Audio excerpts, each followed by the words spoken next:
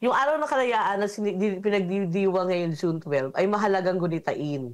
Pero sabay ng paggugunita nito ay ang muling pagbabalik sa mga totoong salaysay na kasaysayan.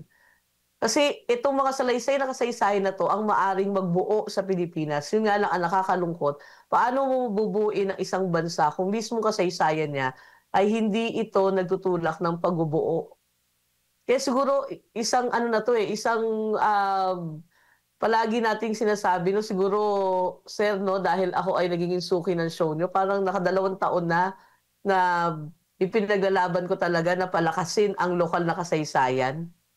Balikan yung mga salaysay ng kasaysayan na kahit na masakit, pero magtatahi ng mga kulang doon sa naratibo.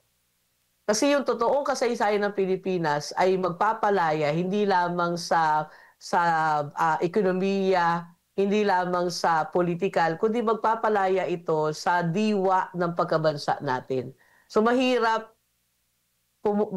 na tayo ay magtungo sa kasalukuyan at sa hinaharap na hindi buo ang ating nakaraan. Kasi ang bawat bahagi ng kasaysayan ang siyang bubuo talaga ng pagkatao nating mga Pilipino. At saka tandaan natin, ang mga taong walang alam sa kasaysayan ang balang araw magiging traidor sa bayan.